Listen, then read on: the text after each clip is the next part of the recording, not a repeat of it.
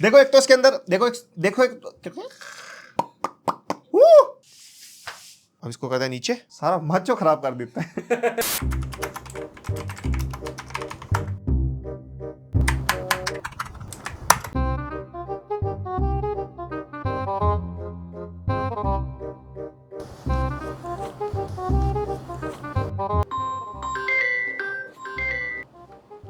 हाँ भाई वैनम भाई यार ये क्या देख लिया आज मैंने। अब ऐसा क्या देख लिया तूने? यार ये वाइट लीजन का क्या सीन है, ये i9 3070 Ti के साथ मिल रहा। अब ये कौन सा लीजन आ गया? इसके बारे में तो मैंने भी नहीं सुना। इंडिया में तो नहीं हुआ लॉन्च ये। अरे यही तो दिक्कत है ना, इंडिया में तो नहीं लॉन्च हुआ, बाहर लॉन्च हुआ। और भाई साहब वाइट कलर, मैं तो नशे हो गए। अब तू चाह क्या रहा भाई, सीधा सीधा बताना। बड़ी मैं क्या, अगर मिल जाता तो मजा ही आ जाता। भाई मेरे i9 के साथ 3070 Ti है वो। महंगा पता कितना होगा? वैनम भाई पैसे की कमी नहीं है, लैपटॉप यही चाहिए। मुझे नहीं पता। है तो वैसे एक लीजन की टीम में जानने वाला बंदा। है सही में मिल जाएगा क्या? सही बताओ। हाँ हाँ टेंशन न ले, बैठा हो ना मैं, मिल जाएगा, हो जाएगा काम तेरा। Lenovo Legion 5i Pro फिर से ले आए आज।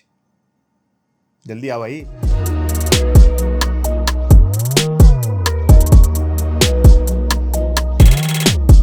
तो हमने Lenovo Legion 5i Pro का रिव्यू ऑलरेडी कर रखा है और उस टाइम पे कंफ्यूजन हो गई थी। जस्ट लॉन्च हुआ था लैपटॉप, कुछ 5i की इंफॉर्मेशन नहीं आई थी, कभी 5i Pro की भी ढंग से नहीं आई थी। हमने वीडियो 5i समझ के बना दी, फिर बाद में जब लॉन्च हुआ तो लोगों ने कहा भाई साहब ये क्या बात है। मैंने कोई बात नहीं, हमने टाइटल में 5i Pro दोनों लिख दिए। तो बेसिकली ये भी 5i Pro है, बट ये हमारा i9 12th जनरेशन है विद RTX 3070 Ti। और ये हमारा अभी इंडिया में लॉन्च नहीं हुआ, बट हो जाएगा। और उससे पहले ही आ गया हमारे पास। मैंने कहा डब्बा खोला हुआ है।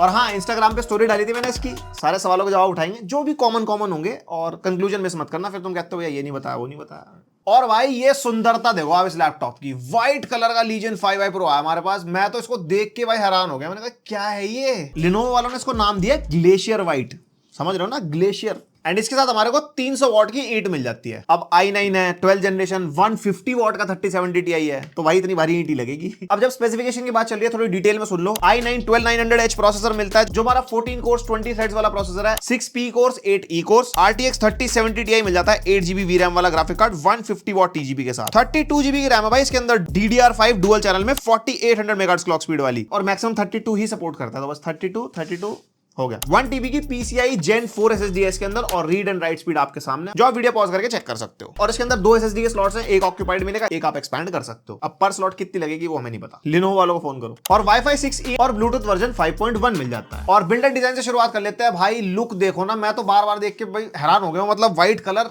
इतना प्यारा लग रहा है ना। यहाँ पे लीजन लिखा हुआ मिल जाएगा आपको, और बढ़िया यहाँ पे Lenovo की ब्रांडिंग है। और बाकी लीजन का आपको पता होगा बिल्ड तगड़ी मिल जाती है। इधर आपको एग्जॉस्ट वेंट मिल जाएंगे, इधर पीछे की तरफ भी आपको एग्जॉस्ट वेंट वगैरह मिल जाते हैं, एंड दूसरी तरफ भी एग्जॉस्ट वेंट मिल जाते हैं। और पीछे से फुल खुला माहौल, ये पूरा के इनटेक का वेंट मिलता है इस वाले एरिया में। एंड पीछे से हमारा कुछ एक ग्रे कलर का है। और बिल्ड क्वालिटी के मामले बढ़िया है, टॉप लिड फ्लेक्स बिल्कुल ना के बराबर। एंड यहाँ पे अगर हम कीबोर्ड फ्लेक्स की बात करते हैं तो है ही नहीं। और इंटीरियर भी भाई क्या तगड़ा लग रहा है। और यहाँ पे हमारे को पूरा वाइट मिलता है इंटीरियर। और भाई डिस्प्ले वॉबल तो ना के बराबर है, काफी स्टेबल हिंजेस है इसके। मतलब जैसे हिंजेस हम एक्सपेक्ट करते हैं ना स्टडी गेमिंग लैपटॉप से, वैसे ही है। लेफ्ट साइड में आपको 2 USB टाइप सी वाले पोर्ट मिल जाएंगे, जिसमें से एक हमारा USB 3.2 Gen 2 वाला है, और डिस्प्ले पोर्ट यानी कि डिस्प्ले आउटपुट को भी सपोर्ट करता है। और एक हमारा थंडरबोल्ट 4 वाला पोर्ट है, जो हमारा 40 Gbps वाला होता है। देन पीछे फुल पोर्ट्स की बातचीत, RJ45 LAN पोर्ट, देन यहाँ पे USB Type-C 3.2 Gen 2 वाला पोर्ट, और ये हमारा पावर डिलीवरी वाला पोर्ट है, जो हमारा 135 वॉट तक पावर डिलीवरी सपोर्ट करता है। HDMI 2.1 का पोर्ट है, जो हमारा 8K 60 Hz तक सपोर्ट करता है, 4K 120 भी। 2 USB 3.2 Gen 1 के Type-A वाले पोर्ट मिल जाएंगे। और लास्टली यहाँ पे हमारे को एक पावर इनपुट का पोर्ट मिल जाता है। और यहाँ पे राइट साइड में हमारे को हेडफोन माइक जैक का कॉम्बो मिल जाएगा, एक USB 3.2 Gen 1 वाला पोर्ट मिल जाएगा, और यहाँ पे एक फिजिकल शटर मिल जाता है वेबकैम के लिए। वही ऑन द गो वेबकैम वगैरह खोलना हो, बंद करना हो, प्राइवेसी। और यहाँ पे मिल जाता है हमारे को फुल साइज का keyboard, single colour backlight keyboard है, ब्लू कलर की लाइट मिलेगी हमारे को इस वाले वेरिएंट में। और इसके अंदर हमारे को RGB ऑप्शन भी मिलेगा जब ये इंडिया में लॉन्च होगा, ठीक है। एंड यहाँ पे हमारे को फुली क्लिकेबल वाला ट्रैक पैड मिल जाएगा, और ट्रैक पैड की फील भी भाई बढ़िया है ओवरऑल यूज करने में। अब जिनको थोड़ा सा कंफ्यूजन है लीजन 5i और 5i Pro में, जो 12 जनरेशन वाले हैं, 5i Pro का आगे प्रो क्यों लगा है? क्योंकि ये प्रो है। ये प्रो क्यों है? क्योंकि ये प्रो है ना। देखो एक तो इसके अंदर डिस्प्ले हमारे को प्रो वाली मिलेगी, इसके अंदर 500 निट्स की डिस्प्ले मिलती है, WQHD डिस्प्ले मिलती है, 16:10 वाली डिस्प्ले मिलती है, प्लस इसकी चेसी तगड़ी है उस वाले से, इसके थर्मल्स बेटर हैं। और जो लीजन 5i है उसके अंदर हमारे को फुल HD ऑप्शन मिलता है, बट आप कस्टमाइज भी करवा सकते हो। इनकी वेबसाइट पे कस्टमाइजेशन के ऑप्शंस है सारे लीजन में, 6000 सीरीज AMD के साथ भी, इंटेल के साथ भी। वहां पे जाके आप कस्टमाइज करके अपने लिए कीबोर्ड की सिलेक्शन भी कर सकते हो। उसके अंदर आप अपनी डिस्प्ले कस्टमाइज कर सकते हो, लाइक फुल HD के साथ WQHD पैनल लेना हो, कीबोर्ड को सिंगल लाइट से RGB पे करना हो, इवन ग्राफिक्स कार्ड के ऑप्शन भी है। तो वेबसाइट का लिंक मैं दे दूंगा, आप चेकआउट करना, वहां पे कैसा भी कस्टमाइजेशन करा सकते हो लीजन सीरीज पे। और बाकी जैसे जैसे वेरिएंट लॉन्च होते जाएंगे और ज्यादा कस्टमाइजेशन उसके अंदर आता जाएगा। अब जरा इस लैपटॉप के सबसे बढ़िया हाईलाइट के बारे में बात कर लिया, डिस्प्ले 16 इंचेस की WQXGA डिस्प्ले मिलती है, जिसका रेजोल्यूशन 2560 बाय 1440 है। IPS डिस्प्ले मिलती है, 500 निट्स की ब्राइटनेस है, एंटी ग्लेयर है, 165 हर्ट्ज का रिफ्रेश रेट है, G-Sync का सपोर्ट है, 100% sRGB है, डॉल्बी विजन का भी सपोर्ट है, HDR 400 वाली डिस्प्ले है। भाई साहब कुछ ज्यादा नहीं हो गया?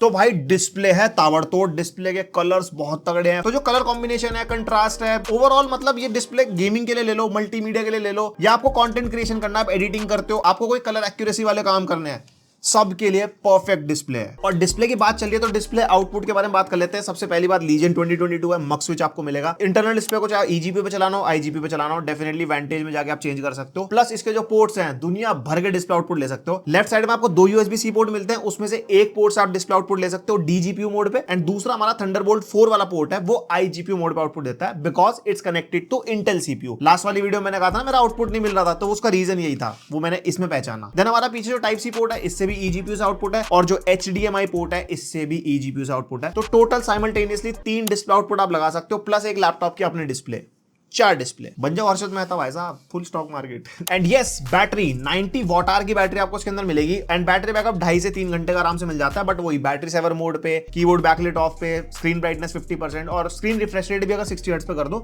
तो लगभग 3 घंटे से ऊपर ही मिल जाता है। And battery backup is okay, मतलब एक हाई एंड लैपटॉप से और क्या उम्मीद करोगे आप?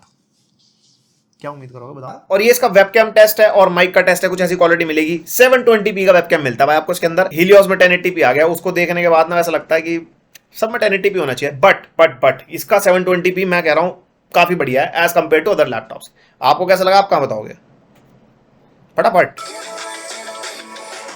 2 वॉट के 2 स्पीकर मिलते हैं, डाउन फायरिंग एंड स्पीकर की क्वालिटी बहुत बढ़िया है, मतलब एकदम क्लियर है, क्रिस्प है, माइनर सा बेस भी है, और जो लाउडनेस है वो भी मैं कहूंगा कि बहुत ज्यादा लाउड भी नहीं है बट बहुत ज्यादा से कम भी नहीं है। अच्छा एक्सपीरियंस मिलेगा स्पीकर से आपको। और हाँ, नाइमिक ऑडियो का भी सपोर्ट है, उसकी एप्लीकेशन में जाके थोड़े बहुत ट्वीक्स वगैरह कर सकते हो और थोड़ा आउटपुट और तगड़ा ले सकते हो। और अब जरा परफॉर्मेंस की बातचीत कर जाए, Cinebench R23 के स्कोर्स आपके सामने है, देन हमारा Geekbench 5 तगड़े स्कोर्स, उसके बाद हमारा PC Mark 10 7903, और ये हमारा 3D Mark Time Spy के स्कोर है। टोटल स्कोर 11,000 के आसपास, और भाई CPU और GPU के स्कोर भी बहुत ही जबरदस्त। एंड ये हमारा क्रॉस मार्क का स्कोर है, जो दूसरे लैपटॉप से कंपेयर करने में काम आ जाएगा। अब भाई साहब आप वेट क्या कर रहे हो कि मैं बताऊं कि आप इस लैपटॉप में क्या क्या कर सकते हो? नहीं मतलब शर्म नहीं आ रही सुनने में तुम्हारे को? इसमें 32GB रैम है, 8GB का ग्राफिक कार्ड है, i9 है। क्या उम्मीद करोगे? इसके अंदर आपको स्ट्रीमिंग करनी हो, 4K वीडियो एडिटिंग करनी हो, ग्राफिक्स डिजाइनिंग करनी हो, जिस भी हाई एंड लेवल का काम आपके दिमाग में आता है ना, basically it's a desktop replacement भाई। मैं इसके अंदर 4K 60 FPS की फुटेज एडिट कर चुका हूं A7S III की, इवन 4K 120 FPS वाली फुटेज भी हमने एडिट करके देखी भाई, स्मूथ एक्सपीरियंस मिलता है। अब उससे आप समझ जाओगे कि भाई 10 बिट वाली जो फुटेज होती है वो कितनी खतरनाक होती है, मतलब जिन्हें पता होगा वीडियो एडिटिंग के बारे में। एंड ओवरऑल परफॉर्मेंस जबरदस्त किसी भी चीज के लिए चाहिए हो जब भी ये लॉन्च होगा। एंड उसके बाद वही गेमिंग वाली बातचीत, आप गेम टेस्ट देखो 5-7 जो हम करते हैं हर बार। फिर बात करते हैं कंक्लूजन की। पहला गेम हमारी लिस्ट में है Far Cry 6, और सारे गेम हमारे 1440p पे टेस्ट हो रहे हैं, बेसिकली 1600 कह सकते हो आप, क्योंकि 16:10 है ना। और यहाँ पे अल्ट्रा प्रीसेट पे टेस्ट कर रहे हैं, और फिडिलिटी एफएक्स हमने रखा है ऑन, और जो हमारा FSR मोड है हमने उसको रखा है बैलेंस्ड पे। और यहाँ पे हमारे को अल्ट्रा सेटिंग्स पे 100+ FPS मिल रहा है। और टेम्परेचर ज्यादा जाने का रीजन क्या है, इसके अंदर फैन ना पहले शुरू में तेज चल ही नहीं देते,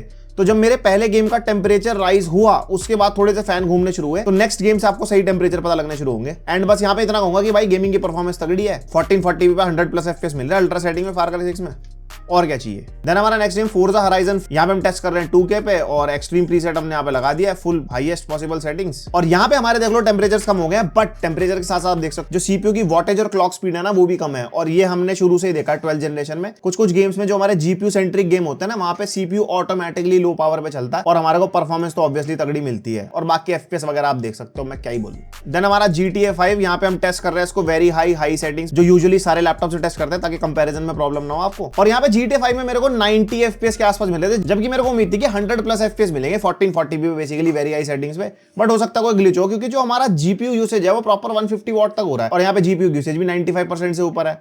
तो इसके बारे में मैं कुछ कह नहीं सकता। देन यहाँ पे COD वॉरजोन टेस्ट कर रहे हैं हाई सेटिंग्स पे, सब कुछ हमारा हाई पे, और यहाँ पे DLSS हमने रखा है बैलेंस्ड मोड पे। एंड यहाँ पे डेफिनेटली 2K रेजोल्यूशन पे हमारे को 100+ FPS मिल रहा है। एंड ऊपर से स्टैट्स वगैरह सारे आप देख सकते हो।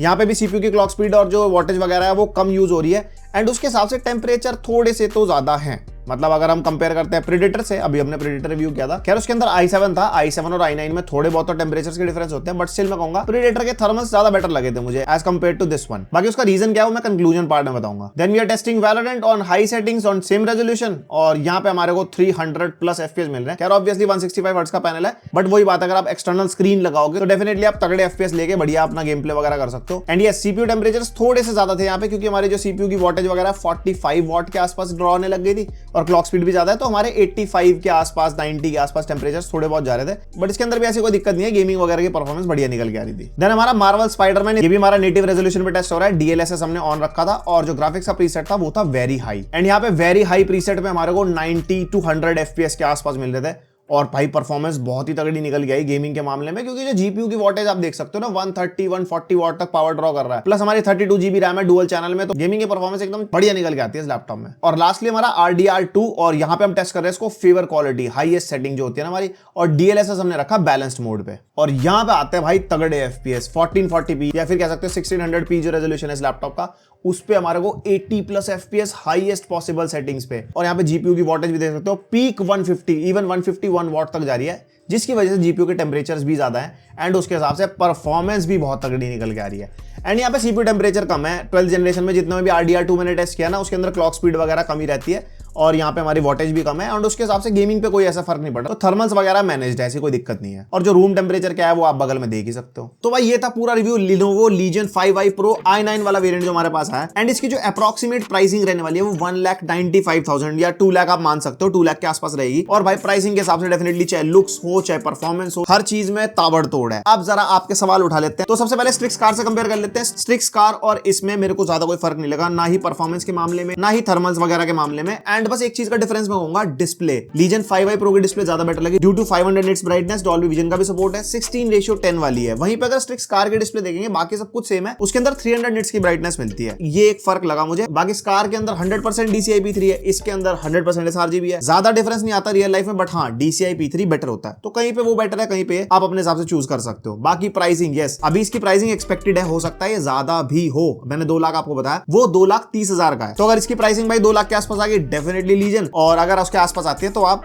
कर लेना डिसाइड। दूसरा एक बड़ा अजीब सा सवाल है, एडवांटेज एडिशन से कंपेयर करवा रहे थे लोग, भाई एडवांटेज एडिशन से कंपेयर मत करो, जो हमारा ROG वाला है उससे डेफिनेटली बेटर है Legion, क्योंकि Nvidia का कार्ड है, ज्यादा ऑप्टिमाइज्ड है, एंड ओवरऑल लुक्स के मामले में, परफॉर्मेंस के मामले में सब कुछ मतलब Legion बेटर है। देन हमारा Zephyrus जो अभी हमने G15 रिव्यू किया, Ryzen 9 के साथ 3070 Ti। देखो सबसे पहली बात, आपको Intel में Thunderbolt पोर्ट मिल जाएगा, जो सबसे बड़ा प्लस पॉइंट है, क्योंकि Thunderbolt पोर्ट से आप मल्टीपल डिस्प्लेस ले सकते हो। 40 Gbps वाला हमारा पोर्ट होता है, तो बाद में जाके अगर आपको कुछ भी एक्स्ट्रा करना है तो मतलब बेनिफिट तो देगा। एंड जो हमारी Zephyrus सीरीज होती है ना, वो हमारी लो पावर्ड सीरीज होती है, like it's a gaming laptop, it's a high performance laptop, but छोटे फॉर्म फैक्टर में, तो ऑब्वियसली उसमें HS सीरीज का प्रोसेसर है, उसका जो GPU है वो भी 120 वॉट वाला है, इवन जो डिस्प्ले है बढ़िया है, बट Legion से बेटर नहीं है। उसके अंदर भी वो स्पेसिफिकेशन का थोड़ा सा डिफरेंस है, स्क्रीन पे आ रही होगी, आप खुद कंपेयर कर सकते हो। देखो ये लैपटॉप दोनों अलग अलग सेगमेंट के, ये full fledged high performance laptop है। Zephyrus हमारा दूसरे टाइप के क्रिएटर टाइप के लोगों के लिए, वो 2,10,000 का है, ये 2 लाख का होगा, जो भी होगा, तो उस हिसाब से मतलब अपनी यूसेज के अकॉर्डिंग आप चूज कर सकते हो। मेरी नजर में दोनों ही बेटर है अपनी अपनी जगह। देन थर्ड हमारा मेन Predator i9 3070 Ti, या फिर ये i9 3070 Ti Predator का 1,90,000 का चल रहा है इस टाइम पे, और ये वाला मैंने आपको बताया प्राइसिंग। तो मैं सबसे पहले एक ही चीज हाईलाइट करूंगा, वो है थर्मल्स। मेरे को Predator के थर्मल ज्यादा बेटर लगे। उसका रीजन क्या है कि Predator के फैंस 7000 RPM से ऊपर पे चल रहे थे, और Legion में हमारे को RPM वगैरह पता नहीं लगे, बट आवाज सुन के पता लग जाता है कि वो 5500 या 6000 RPM पे चल रहे होंगे। मैंने अलग अलग सॉफ्टवेयर भी डाल के देखे, बट RPM मेरे को कहीं पे पता नहीं लग पाए, और कोई मैनुअल मोड नहीं है Vantage सॉफ्टवेयर में ना, तो आप फैंस की स्पीड नहीं बढ़ा सकते, तो इसलिए टेम्परेचर्स ना थोड़े बहुत फ्लक्चुएट होते हुए दिखते हैं। जैसे टेम्परेचर बढ़ते हैं फैन तेज होते हैं, टेम्परेचर कम हो जाते हैं, फिर फैन अपने आप स्लो हो जाते हैं। तो ये मेरा फीडबैक है Lenovo के लिए, उसके अंदर एक मैनुअल मोड दे दो आप अपडेट के साथ, तो गेमिंग पे हम अपना फुल मैक्स मोड पे फैन चलाएं,